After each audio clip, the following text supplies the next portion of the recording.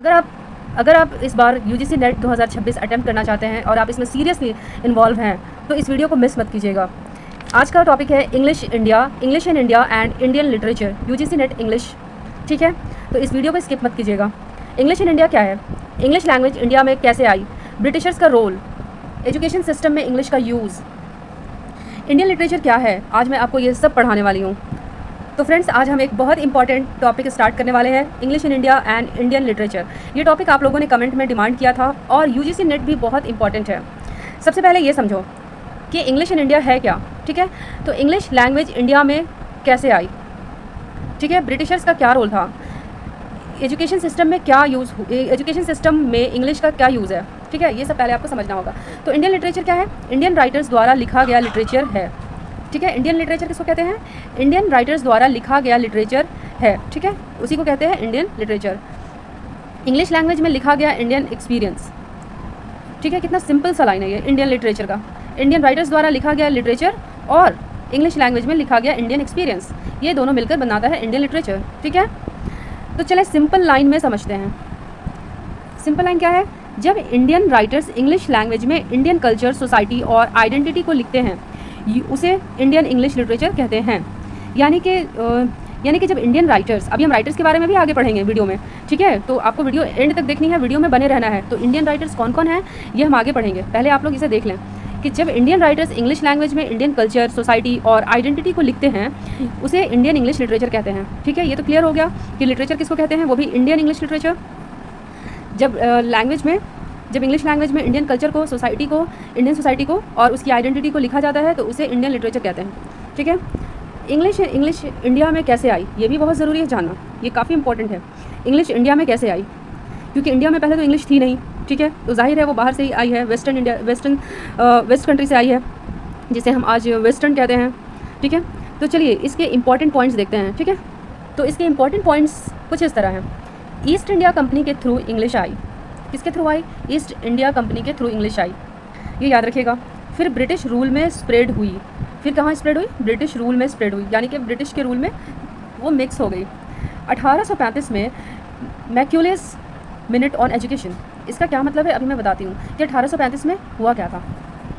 यानी 1835 में मैक्यूले ने ब्रिटिश गवर्नमेंट को इंडिया की एजुकेशन सिस्टम के बारे में एक ऑफिशियल रिपोर्ट दी थी। उस रिपोर्ट को ही मैक्यूलेज मिनट ऑन एजुकेशन कहते हैं। तो 1835 के बारे में अभी हम लोग लंबा पढ़ेंगे, क्योंकि हम लोग में से कोई भी नहीं जानता कि 1835 में हुआ क्या था। अगर आप लोग जानते हैं पहले से तो प्लीज़ कमेंट में बताइएगा। और चलिए अब देखते हैं 1835 में हुआ क्या था। तो इस पॉइंट के बारे में अभी हम लोग शुरू करते हैं, मैक्यूलेज मिनट के बारे में। ठीक है, ऑन एजुकेशन कहते हैं इसको, कैसे कहते हैं अब ये। तो सबसे पहले अभी हम लोग ये जानेंगे कि लॉर्ड मैक्यूले था कौन। ठीक है, मैक्यूले आखिर था कौन, उसका नाम लिटरेचर में कैसे आया। तो इसका नाम लिटरेचर में कुछ इसलिए आया, पहले तो इसका पूरा नाम देख लेते हैं हम लोग, इसका पूरा नाम क्या था। तो इसका पूरा नाम थॉमस बेबिंगटन मैक्यूले था। ठीक है, ये बहुत अहम रोल निभाता है इंडियन लिटरेचर में। ठीक है, तो इसके बारे में आप लोगों को ध्यान से जानना होगा। ये ब्रिटिश पॉलिटिशियन था। ठीक है, ये ब्रिटिश का आदमी था, यानी ब्रिटिश में ये पॉलिटिशियन का रोल करता था, यानी कि पॉलिटिशियन था। इंडिया की एजुकेशन पॉलिसी में इंपॉर्टेंट रोल था ये। अब इंडिया की एजुकेशन पहले क्या थी क्या नहीं थी, ऑब्वियसली हिंदी ही थी। तो इसने क्या किया चेंज आकर के, अब हमें ये देखना है। तो इंडिया की एजुकेशन पॉलिसी में इंपॉर्टेंट रोल था इसका, ये मैक्यूले का इसका इंपॉर्टेंट रोल था। ठीक है, तो इंग्लिश लैंग्वेज को प्रमोट करना चाहता था। ये क्या करना चाहता था, ये मैक्यूले, जिसका पूरा नाम थॉमस बेबिंगटन मैक्यूले है, वो इंग्लिश लैंग्वेज को प्रमोट करना चाहता था। ठीक है, उसने क्या बोला था कि एजुकेशन इंग्लिश में होनी चाहिए, एजुकेशन किस में होनी चाहिए, इंग्लिश में होनी चाहिए। उसका मानना था कि इंग्लिश लैंग्वेज ज़्यादा यूज़फुल है, उसका मानना था कि इंग्लिश लैंग्वेज ज़्यादा यूज़फुल है, वेस्टर्न नॉलेज इंपॉर्टेंट है। ये सब किसका मानना था, उस मैक्यूले का। ठीक है, उस थॉमस बेबिंगटन मैक्यूले का। तो आज जितने भी इंग्लिश हम लोग जानते हैं फ्रेंड्स, ये सब उसी की वजह से, क्योंकि वो पहला आदमी था जिसने इंडिया में आकर इंग्लिश को, समझिए इंग्लिश का जन्म दे दिया। उसने स्टार्ट ही कर दिया इंडिया में आने के बाद इंग्लिश को। ठीक है, तो उसका नाम तो यूजीसी नेट में इंपॉर्टेंट है ही, ये हमारे ब्रिटिश लिटरेचर में भी बहुत ज़्यादा यूज़ हुआ है। तो इसका हम लोग एग्जाम पर्पज़ से इसको याद रखेंगे फ्रेंड्स। ठीक है, क्योंकि उसी ने इंग्लिश का जन्म यहाँ किया है, जन्म दिया है इंडिया में। संस्कृत और पर्शियन को कोई इम्पोर्टेंस, संस्कृत और पर्शियन को कम इम्पोर्टेंस दी। तो उस मैक्यूले बेबिंगटन ने संस्कृत भाषा जो पहले यहाँ चलती थी इंडिया में और पर्शियन, उसको इम्पोर्टेंस बहुत कम दी, बल्कि उसने ना भी दी हो संस्कृत भाषा और पर्शियन भाषा को। पहले हिंदी भी साफ साफ नहीं बोली जाती थी यहाँ, हिंदी भी बाद में ही आई है, तो संस्कृत और पर्शियन हुआ करती थी पहले लैंग्वेज, ठीक है। उसने इंडियन ट्रेडिशनल एजुकेशन को सपोर्ट नहीं किया, यानी कि इंडिया की जो ट्रेडिशनल एजुकेशन थी पहले, उसको सपोर्ट नहीं किया। किस चीज़ को सपोर्ट करता था वो? जाहिर है इंग्लिश को, क्योंकि उसने इंडिया में आने के बाद इंग्लिश स्टार्ट कर दिया, यानी कि उसने इंडिया को भाषा के मामले में बदल कर रख दिया।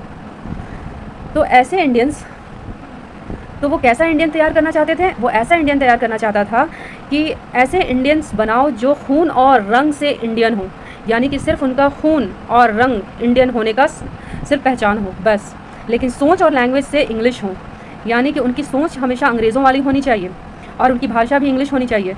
और पहचान क्या होनी चाहिए इंडियन की? सिर्फ खून उनका होना चाहिए इंडियन, और उनका रंग होना चाहिए सिर्फ इंडियन, ठीक है। बाकी सब कुछ वेस्टर्न होना चाहिए, इंग्लिश होना चाहिए, सोच और लैंग्वेज दोनों। ये मैक्यूले की सोच थी, ये उसने ऐसा किया है, शायद तभी हम लोग आज तो ये मैक्यूले की फेमस लाइन है फ्रेंड्स, ये याद रखिएगा कि इंडियंस का सिर्फ खून, यानी कि उनका सिर्फ ब्लड, मतलब वो एक तरह से सिर्फ इंडियन खून से होने चाहिए और रंग से बस, बाकी उनकी पहचान और भाषा इंग्लिश होनी चाहिए, ठीक है। तो इसका क्या मतलब है? इसका मतलब ये है कि ब्रिटिश गवर्नमेंट के लिए काम कर सकते हैं वो लोग, यानी कि उन लोगों को एक तरह से गुलाम बना दिया गया। उन लोगों को इतना ऐसा कर दिया गया कि वो ब्रिटिश गवर्नमेंट के लिए काम करने लगे। उन लोगों को ऐसा बना दो, मैक्यूले ने ऐसा बोला कि उन लोगों को ऐसा बना दो कि वो ब्रिटिश गवर्नमेंट के लिए सिर्फ काम करें, यानी कि यहाँ पे जिस तरह से नोट्स में लिखा हुआ है ब्रिटिश गवर्नमेंट के लिए काम कर सकते हैं वो लोग, ऐसा उसकी सोच थी कि अगर हमें उन्हें बदल देंगे तो वो ब्रिटिश गवर्नमेंट के लिए काम कर सकते हैं, सिर्फ क्लर्क्स और ऑफिसर्स बन सकते हैं वो लोग, यानी कि उस गवर्नमेंट के लिए जो काम करेंगे उसमें वो लोग क्लर्क और ऑफिसर्स बन सकते हैं। यानी कि उन लोगों को इंग्लिश इसलिए सिखाया जा रहा था, इंग्लिश लैंग्वेज इसलिए सिखाया जा रहा था मैक्यूले के द्वारा कि वो उनके ऑफिस में क्लर्क और ऑफिसर्स बन सकें, यानी उनसे काम लिया जा सके। उन लोगों का यही मकसद था, मैक्यूले का मकसद यही था कि वो ऑफिस में काम करवा सकें उनसे, क्लर्क्स का ऑफिसर्स बना सकें। अब ये उस टाइम से जो चल रहा है अभी तक, ये सही है या नहीं फ्रेंड्स, ये आप लोग बताइएगा, ठीक है, कमेंट्स में कि मैक्यूले ने सही किया कि नहीं किया, ठीक है। आगे देखते हैं यूजीसी नेट इंपॉर्टेंट पॉइंट में देखते हैं कि 1835 ये ईयर बहुत इंपॉर्टेंट है यूजीसी नेट में, इंडियन हिस्ट्री, बिकॉज इस साल इंग्लिश एजुकेशन एक्ट पास हुआ, यानी कि इसी साल ये एक्ट यहाँ इंडिया में पास हुआ, यानी कि इंग्लिश स्टार्ट हो गया, शुरुआत हो गई इंग्लिश की, ठीक है। तो ये ज़रूर यूजीसी नेट में आएगा कि इंग्लिश एक्ट कब पास हुआ इंडिया में, तो ये 1835 में पास हुआ ये एक्ट। इंग्लिश को एजुकेशन का मीडियम बनाया गया, यानी कि यहाँ इंग्लिश को एक ज़रिया बना दिया गया। मैक्यूले की ख्वाहिश जो थी वो पूरी हो गई, इंग्लिश को एजुकेशन का मीडियम बना दिया गया। कौन से साल में? तो 1835 में। चलिए अब इंपॉर्टेंट पॉइंट स्टार्ट करते हैं 1835 के बाद, ठीक है। 1835 के बाद क्या हुआ? इंग्लिश एजुकेशन अब इंडिया में स्टार्ट हो गया। 1835 के बाद क्या हुआ कि इंग्लिश एजुकेशन अब इंडिया में स्टार्ट हो गया। इंडियंस को क्लर्क और ऑफिसर्स बनने का पर्पज़ था, इंडियंस को क्लर्क्स और ऑफिसर्स बनाने का मकसद था, वो पूरा हो गया। अब एक बार इंपॉर्टेंट नेम इंडियन हिस्ट्री के सामने आता है, वो है, अब एक और इंपॉर्टेंट नेम इंडियन हिस्ट्री में सामने आता है, वो है थॉमस बेबिंगटन मैक्यूले, ठीक है। तो ये इंपॉर्टेंट नेम है जो सामने आता है और हमारे यूजीसी नेट से इससे बहुत से क्वेश्चन पूछे जाते हैं। स्टार्ट में तो मैं शॉर्ट में बताती हूँ। ब्रिटिश पॉलिटिशियन था ये मैक्यूले, इन्होंने इंग्लिश एजुकेशन को सपोर्ट किया इंडिया में, ठीक है। तो मैक्यूले के बारे में ही बात हो रही है कि इन्होंने एजुकेशन को सपोर्ट किया, इंग्लिश एजुकेशन को इंडिया में लाने में बहुत हेल्प की। इंडियन इंग्लिश लिटरेचर का बिगिनिंग, अब इंडियन इंग्लिश लिटरेचर का बिगिनिंग किस तरह से हुआ, शुरुआत में क्या क्या हुआ, कौन कौन राइटर आए, अब मैं इसे आपको दिखाती हूँ। चलिए देखते हैं अर्ली इंडियन राइटर्स का कौन थे यहाँ। तो अर्ली इंडियन राइटर्स यहाँ कौन कौन थे मैं आपको ज़रूर दिखाती हूँ। ये सबसे पहले तो अगर इंडियन में ये अर्ली इंग्लिश राइटर आए तो वो है राजा राव, मुल्कराज आनंद, R.K. नारायण, ये तीनों पहले थे, ठीक है, ये सबसे पहले आए थे। इनको big three of Indian English fiction कहते हैं। तो चलिए इसका शॉर्ट एक्सप्लेनेशन देख लेते हैं, यानी कि इसको शॉर्ट में थोड़ा एक्सप्लेन कर देना चाहती हूँ। R.K. नारायण मालगुडी स्टोरीज़ के लिए फेमस है। Mulk Raj Anand poor and oppressed people के लिए, उन्होंने पुअर एंड ऑप्रेस्ड पीपल लिखा है। Raja Rao philosophy and Indian tradition को लिखा है, ठीक है। ये सब उनकी फेमस बुक्स हैं, स्टोरीज़ हैं या नॉवल हैं, ये कह लें, या ड्रामा या प्ले होंगे जो इनके फेमस हैं। ये सब R.K. नारायण के, ये याद रखना होगा क्योंकि ये सबसे पहले थे, तो इनके सबसे पहले वर्क भी पूछे जाएंगे, तो इसे हमें याद रखना होगा। तो इंपॉर्टेंट फीचर्स देख लेते हैं। Indian culture, tradition, partition, identity crisis, colonialism, nationalism, social issues जैसे इंडियन इंग्लिश लिटरेचर में इंडियन इकोनॉमिक्स और इंडियन इमोशंस और सोसाइटी को इंग्लिश लैंग्वेज में एक्सप्रेस किया जाता है। यानी कि इंडियन इंग्लिश लिटरेचर में इंडियन इमोशंस और सोसाइटी को इंग्लिश लैंग्वेज में एक्सप्रेस किया जाता है। जैसे कि इंडियन लिटरेचर में है क्या, इंग्लिश लैंग्वेज में उसको एक्सप्रेस किया जाता है, किसको, एक सोशल इशूज़ को, सोसाइटी के इशूज़ को, और इंडियन लोगों के इमोशंस को, उनके ये देखिए, इंडियन कल्चर को, ट्रेडिशन को, पार्टीशन को, आइडेंटिटी क्राइसिस को, कॉलोनिज्म को और नेशनलिज्म को, उनके सोशल इश्यूज़ को, ठीक है, तो उसको एक्सप्रेस करना इंडियन लैंग्वेज में, इंडियन इंग्लिश लैंग्वेज में उसको एक्सप्रेस करना ही इंडियन इंग्लिश है, ठीक है। इंडियन इंग्लिश लैंग्वेज में एक्सप्रेस किया गया है तो वही इंडियन लिटरेचर है, क्योंकि उसको लिटरेचर में एक्सप्रेस किया है भाई, तो वो इंडियन इंग्लिश लिटरेचर ही हुआ ना, ठीक है। अब इसको देखते हैं most important writers for UGC net. अब देखते हैं यूजीसी नेट में जिन्होंने लिटरेचर में लिखा ये सब जो लिखा है वो राइटर भी तो होंगे ना, तो उन राइटर्स को चलो देखते हैं कौन थे, उनसे उनका इंट्रोडक्शन, ईजी एक्सप्लेनेशन देख लेते हैं। तो सबसे पहले इंडियन राइटर हैं हमारे आर.के. नारायण, ठीक है। तो चलिए इनका इंट्रोडक्शन देख लेते हैं। मैंने स्क्रीन पर सब कुछ इनके बारे में मेंशन कर दिया है, सिर्फ मैं आपको अपने ओन लैंग्वेज में स्टोरी स्टाइल में समझाने वाली हूँ। तो इंट्रोडक्शन इनका देख लेते हैं कि ये इंडियन इंग्लिश नॉवेलिस्ट थे, ठीक है। ये इंडियन इंग्लिश नॉवेलिस्ट थे, इनकी फ़ोटो भी मैंने लगाई हुई है स्क्रीन पे, ये देख लीजिए आप लोग। ये इंडियन इंग्लिश नॉवेलिस्ट थे, साउथ इंडिया की सिंपल लाइफ को लिखते थे, ठीक है। साउथ इंडिया की सिंपल लाइफ को लिखते थे। उन्होंने मालगुडी नाम का फिक्शनल टाउन क्रिएट किया, ठीक है। तो फ्रेंड्स, आई होप कि आप लोगों ने मालगुडी डेज़ ये ड्रामा आप लोगों ने नेशनल टीवी पे ज़रूर देखा होगा। ये बहुत पहले आया है, अभी मैं आपको आगे इसके बारे में बताऊंगी। हमें पहले लगता था कि ये हिंदी है, ये कोई हिंदी ड्रामा है, लेकिन ये हिंदी नहीं, ये इंग्लिश है। इसको हिंदी में डबिंग किया गया था। ये हम सब ने पहले शायद देखा हुआ है इसको। तो चलिए अब आगे बढ़ते हैं। उन्होंने मालगुडी नाम का फिक्शनल टाउन क्रिएट किया। राइटिंग स्टाइल अगर इनकी देखी जाए तो एकदम सिंपल लैंग्वेज में होती थी, ठीक है, किनकी, आर.के. नारायण की। और humour plus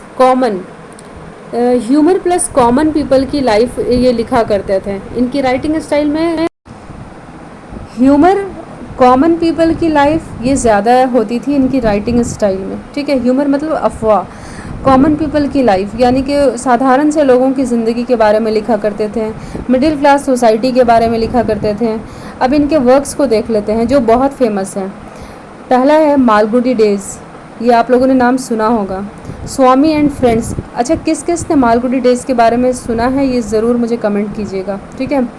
Swami and friends, the guide, ये इनकी फेमस वर्क थी। अब इम्पॉर्टेंट पॉइंट देख लेते हैं। मेन पॉइंट ये है कि आर.के. नारायण को इंडियन मिडिल क्लास लाइफ का राइटर माना जाता है, यानी कि इंडिया के ये मिडिल क्लास राइटर माने जाते थे। यानी कि R K. Narayan ordinary Indian life को बहुत सिंपल और रियलिस्टिक तरीके से प्रेजेंट करते थे, ठीक है, ये इनकी खासियत है। तो आर.के. नारायण बहुत ही सिंपल इंसान थे, ठीक है, जो ऑर्डिनरी इंडियन लाइफ को बहुत सिंपल और रियलिस्टिक तरीके से प्रेजेंट करते थे, ठीक है। अब देखते हैं नेक्स्ट राइटर को। तो हमारे अगले राइटर जो हैं वो हैं मुल्क राज आनंद, जैसा कि आप लोग स्क्रीन पे देख सकते हैं। ये सब इंडियन राइटर्स हैं, ठीक है, जो यूजीसी नेट में बहुत इम्पॉर्टेंट राइटर हैं। इनके बारे में बहुत बार यूजीसी नेट में पूछा जा चुका है। तो मुल्क राज आनंद का इंट्रोडक्शन देख लेते हैं। ये प्रोग्रेसिव राइटर थे, ठीक है, पुअर और ऑप्रेस्ड लोगों के बारे में लिखते थे। ये गरीबों के बारे में और जिन पे ज़्यादा जुल्म हुआ करते थे उनके बारे में लिखा करते थे। सोशल इनजस्टिस को हाईलाइट किया इन्होंने, ठीक है, मतलब समाज में क्या इनजस्टिस हो रहा है उसको उन्होंने ज़्यादातर दिखाया है अपने राइटिंग्स में। तो इनकी थीम क्या क्या हुआ करती थी इनकी राइटिंग में, तो कास्ट सिस्टम इनका थीम हुआ करता था, पॉवर्टी, गरीबी, एक्सप्लॉयटेशन, अनटचेबिलिटी, ये सब इनकी थीम होती थी, इनकी राइटिंग थीम, ठीक है। अब इनके फेमस वर्क्स देख लेते हैं। तो इनके फेमस वर्क होते थे untouchable, coolie, two leaves and a bird. तो ये इन्होंने लिखा है, ठीक है, ये सारे वर्क्स इन्होंने लिखे हैं, untouchable, coolie, two leaves and a bird. तो ये सब याद कर लीजिएगा, यूजीसी नेट इम्पॉर्टेंट है, और बल्कि सारे राइटर इम्पॉर्टेंट है जो मैंने आपको स्क्रीन पे दिखाया है, ठीक है। और अभी आगे और भी हैं, मैंने कुल 5 राइटर्स के बारे में यहाँ पे आपको बताया है, ठीक है। तो एक इम्पॉर्टेंट पॉइंट इनके देख लेते हैं इनके बारे में कि इनको सोशल रियलिज़म का राइटर माना जाता है, सोशल रियलिज़म का राइटर माना जाता है मुल्क राज आनंद को। और अनटचेबल किस पर है, एक लोअर कास्ट स्वीपर बॉय बखा की लाइफ पर, ठीक है, ये नाम याद रखिएगा कि अनटचेबल किस पर है, जो इनकी पहली वर्क है वो किस चीज़ पर किस चीज़ पे लिखी गई है, कौन सी ख़ास बात पे लिखी गई है। तो इनकी ख़ास चीज़, इनकी अनटचेबल लिखी गई है तो एक स्वीपर बॉय के ऊपर, ठीक है, एक लोअर कास्ट स्वीपर बॉय है जिसका नाम बखा है, उसकी लाइफ के ऊपर लिखी गई है ये अनटचेबल। ये आप लोग याद रखिएगा इस बखा की स्टोरी को। तो मुल्कराज आनंद ने सोसाइटी के ऑप्रेस्ड और सफरिंग पीपल की आवाज़ को लिटरेचर में जगह दी है, ठीक है। मुल्कराज आनंद ने क्या किया है, तो एक बखा एक जो स्वीपर बॉय है उसकी लाइफ पर लिखा है, और मुल्कराज आनंद ने सोसाइटी के ऑप्रेस्ड और सफरिंग पीपल की आवाज़ को लिटरेचर में जगह दी है। तो इन्होंने भी कुछ डिफरेंट किया है, बल्कि हर राइटर ने कुछ अलग अलग डिफरेंट किया है, किसी ने सेम नहीं किया, सब ने डिफरेंट चीज़ें लिखी हैं लिटरेचर में, ठीक है। तो सबके बारे में जानना ज़रूरी है क्योंकि वो सब यूजीसी नेट में हमारे आएंगे क्वेश्चंस, ठीक है फ्रेंड्स। तो नेक्स्ट अब देख लेते हैं। तो हमारे नेक्स्ट राइटर हैं राजा राव। अब इनकी इंट्रोडक्शन देख लेते हैं, ये कौन थे क्या थे, ठीक है। तो ये इंडियन नॉवेलिस्ट और फिलोसोफर थे। ये क्या थे, इंडियन नॉवेलिस्ट और फिलोसोफर थे राजा राव। तो इंडियन स्पिरिचुअलिटी और ट्रेडिशन को इंग्लिश में लिखा। तो इन्होंने क्या लिखा है, तो इंडियन स्पिरिचुअलिटी को, ट्रेडिशन को इंग्लिश में लिखा है, ठीक है। इन्होंने इंग्लिश लैंग्वेज में स्पिरिचुअलिटी, इंडियन स्पिरिचुअलिटी और ट्रेडिशन को इंग्लिश में लिखा है लिटरेचर के अंदर।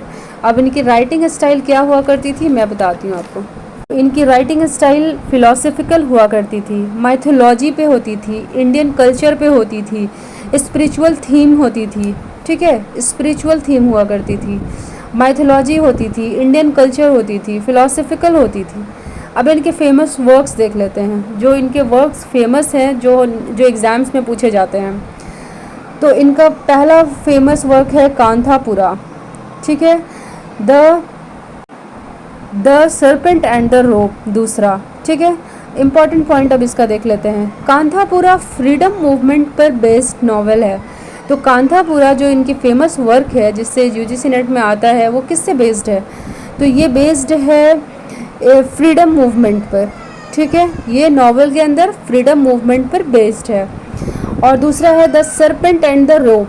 तो ये राजा राव ने इंडियन फिलॉसफी और स्पिरिचुअलिटी को इंग्लिश लिटरेचर में इंट्रोड्यूस किया है इसके अंदर, ठीक है। अब नेक्स्ट राइटर को देख लेते हैं। तो फ्रेंड्स मैंने कहा था कि 5 ऐसे इंडियन राइटर के बारे में बताऊंगी जो यूजीसी नेट इंग्लिश में क्वेश्चंस जिनसे बार बार पूछे जाते हैं। तो इनमें से एक हैं सलमान रुश्दी, ठीक है। तो इनकी इंट्रोडक्शन हम देख लेते हैं। सबसे पहले पोस्ट कॉलोनियल राइटर्स हैं। ये कौन है, ये पोस्ट कॉलोनियल राइटर हैं, ठीक है। इन्होंने मैजिकल रियलिज़म के लिए फेमस है, ठीक है। तो गौर से देखिएगा, ये पोस्ट कॉलोनियल राइटर हैं, मैजिकल रियलिज़म के लिए ये फेमस हैं।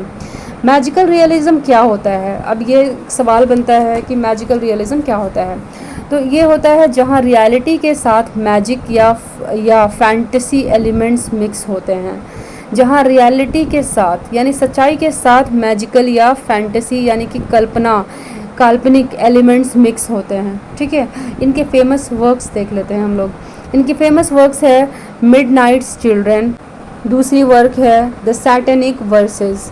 अब इनके इम्पॉर्टेंट पॉइंट्स देख लेते हैं कि इसमें इम्पॉर्टेंट क्या है। तो मिडनाइट्स चिल्ड्रन में बुकर प्राइज़ विनिंग नॉवेल है। मिडनाइट एक children Booker prize winning novel है, ठीक है। अब इनकी थीम क्या है, इस नॉवेल के अंदर कौन सी थीम पे बात की गई है, तो इस पे बात की गई इंडिया का पार्टीशन, ठीक है। इस नॉवेल के अंदर आपको इंडिया का पार्टीशन, नेशनल आइडेंटिटी और इंडिया की हिस्ट्री के बारे में है, ठीक है। तो इस नॉवेल को आप लोग ज़रूर से पढ़िएगा मौका मिले तो एग्ज़ाम के बाद। तो सलमान रुश्दी हिस्ट्री और इमेजिनेशन को मिक्स करके मैजिकल रियलिज़म क्रिएट करते हैं, ठीक है। क्या करते हैं, सलमान रुश्दी हिस्ट्री और इमेजिनेशन को मिक्स करके मैजिकल रियलिज़म क्रिएट करते हैं, यानी वो मैजिकल चीज़ों पे ज़्यादा विश्वास रखते थे और उसको क्रिएट भी करते थे अपने लिटरेचर के अंदर। अब हमारे लास्ट राइटर हैं जो यूजीसी नेट फेवरेट हैं, अब मैं उनके बारे में आपको बताती हूँ। तो इनका नाम अरुंधति रॉय है, जैसा कि आप लोग पिक्चर में देख सकते हैं, ये एक फ़ीमेल ऑथर हैं, ठीक है, ये एक फ़ीमेल राइटर हैं इंडियन। चलिए इनका इंट्रोडक्शन देख लेते हैं, ये कौन है, क्या है, ठीक है। तो इनका इंट्रोडक्शन है, ये इंडियन नॉवेलिस्ट और एक्टिविस्ट हैं। ये नॉवेलिस्ट हैं और इंडियन नॉवेलिस्ट और एक्टिविस्ट हैं, और इमोशनल और सोशल इश्यूज़ पर लिखती हैं। ये किन किन चीज़ों पे लिखती हैं? ये इमोशनल और सोशल इश्यूज़ पर लिखती हैं। ये इनकी खासियत थी, अरुंधति रॉय। तो इनकी फेमस वर्क क्या है? ये है इनकी famous work, the God of small things, ठीक है। इन्होंने the God of small things को लिखा है, इस नॉवेल को लिखा है। इसमें इम्पॉर्टेंट क्या है ये आप लोग देख लीजिए। ये बुकर प्राइज़ विनर के बारे में है, जो इससे पहले मैंने आपको बुकर प्राइज़ विनर के बारे में बताया।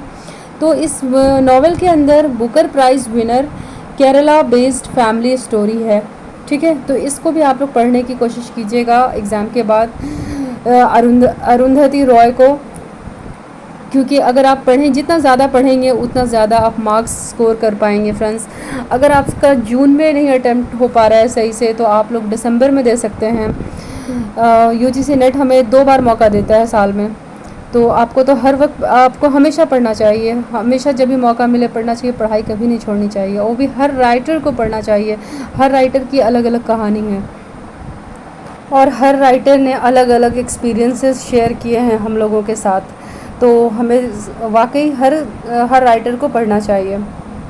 लेकिन अभी हमारे एग्ज़ाम्स चल रहे हैं, तो मैंने इन 5 राइटर्स को सिर्फ इसीलिए पढ़ाया है कि ये यूजीसी नेट में बार बार इनसे क्वेश्चंस आते हैं, बार बार इनसे क्वेश्चंस पूछे जाते हैं, तो पहले इनको जानना बहुत ज़रूरी है। तो इनके बारे में मैंने आपको बताया कि ये love, family conflict, social discrimination, childhood trauma पे इन्होंने ये अपने थीम्स बनाए हैं लिटरेचर के अंदर। तो अरुंधति रॉय पर्सनल इमोशंस और सोशल प्रॉब्लम्स को डीपली प्रेजेंट करती हैं हमारे लिए लिटरेचर्स के अंदर, ठीक है। तो आप लोग ज़रूर इसको पढ़िएगा। तो most important Indian English writers for UGC net मैंने आप लोगों को पढ़ा दिए। इंडियन इंग्लिश लिटरेचर में कुछ राइटर्स बहुत ज़्यादा इम्पॉर्टेंट हैं जो यूजीसी नेट में बार बार पूछे जाते हैं। आज हमने उन्हीं राइटर्स का इजी इंट्रोडक्शन समझा है, ठीक है। तो UGC net most important terms में अगर देख लें तो राइटर R.K. नारायण, मुल्क राज आनंद, राजा राव, सलमान रुश्दी, अरुंधति रॉय को आज हमने डीपली एक्सप्लेनेशन के साथ पढ़ा है, समझा है और इनको जाना है, ठीक है। इनके इम्पॉर्टेंट थीम क्या क्या हैं? तो R.K. नारायण के हैं मिडिल क्लास इंडियन लाइफ पे, और मुल्क राज आनंद के क्या है थीम? सोशल रियलिज्म पर। तो राजा राव के क्या थीम्स हैं जो इम्पोर्टेंट हैं? वो है philosophy and spirituality. Salman Rushdie ये किस पे लिखते हैं? मैजिकल रियलिज्म पर। अरुंधति रॉय किस पे लिखती हैं? सोशल एंड इमोशनल इश्यूज़ पर, ठीक है फ्रेंड्स। तो ये राइटर सिर्फ एग्ज़ाम के लिए इम्पॉर्टेंट नहीं है, बल्कि इंडियन सोसाइटी और कल्चर को इंग्लिश लिटरेचर में समझने के लिए भी बहुत ज़्यादा इम्पॉर्टेंट हैं, ठीक है। तो अगर आपको इंडियन लिटरेचर का नेक्स्ट पार्ट चाहिए, जैसे इम्पॉर्टेंट नॉवेल्स, राइटर्स, PYQs और ट्रिक्स, तो कमेंट ज़रूर कीजिएगा। Till then bye bye.